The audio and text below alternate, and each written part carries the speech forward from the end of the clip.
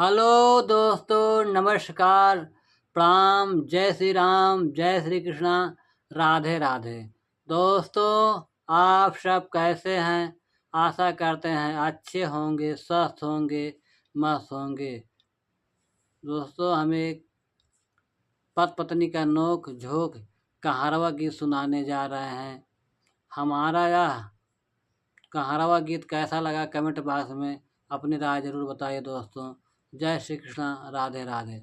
दोस्तों, हमार गीत को पूरा फुल आवाज कर सुने, तभी गाने का आनंद आएगा।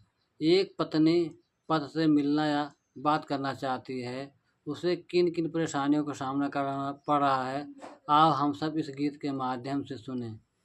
दिलवा के बातिया बताई कैसे, पिया ठाड़ा गानवा बोलाई कैसे। दिलवा के बातिया बताई कैसे, पिया ठाड़ा गानवा बोलाई कैसे।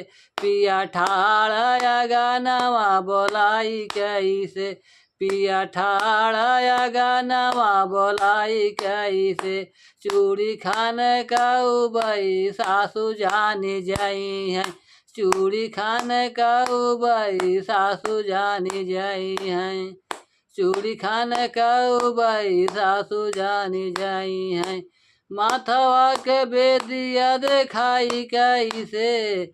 माथवा के बेदिया देखाई कैसे। पिया ठाड़ा गानवा बोलाई कैसे। माथवा के बीदिया देखाई कैसे। पिया ठाड़ा गानवा बोलाई कैसे। पिया ठाड़ा गानवा बोलाई कैसे। पिया ठाड़ा गानवा बोलाई कैसे। दिलावा के बातिया बताई कैसे। पिया ठाड़ा गानवा बोलाई कैसे। दिलवा के बातिया बताई कैसे। पिया ठाड़ा गानवा बोलाई कैसे। पिया ठाड़ा गानवा बोलाई कैसे। पिया ठाड़ा गानवा बोलाई कैसे। हाँ, पायल बजाऊ बई जेठान जानी जाई हैं।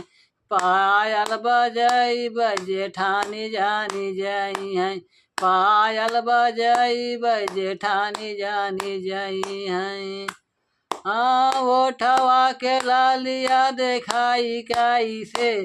पिया ठाड़ा गानवा बोलाई कैसे। ओठवा के लाली देखाई कैसे। पिया ठाड़ा गानवा बोलाई कैसे।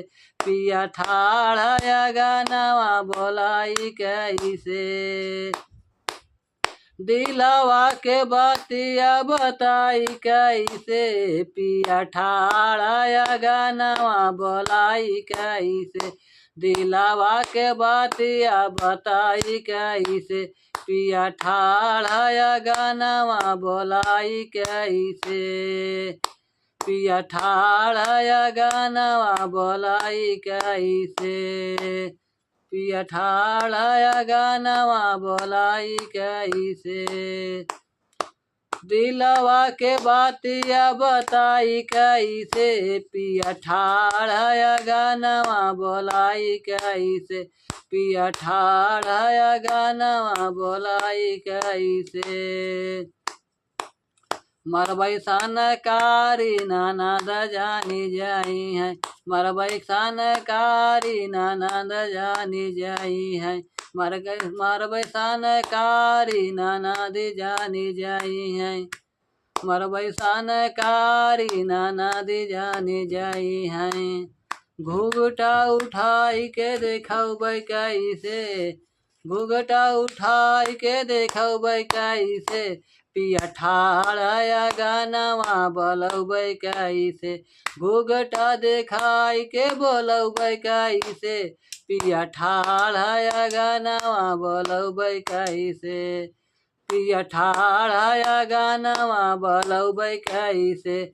पिया ठाड़ा गानवा बोलबै कैसे, दिलवा के बातिया बतौबै कैसे, दिलवा के बातिया बताई कैसे, पिया ठाड़ा गानवा बोलाई कैसे, पिया ठाड़ा गानवा बोलाई कैसे, दिलवा के बातिया बताई कैसे, पिया ठाड़ा गानवा बोलाई कैसे, पिया ठाड़ा गानवा बोलाई कैसे, दिलवा के बातिया बताई कैसे, पिया ठाड़ा गानवा बोलाई कैसे।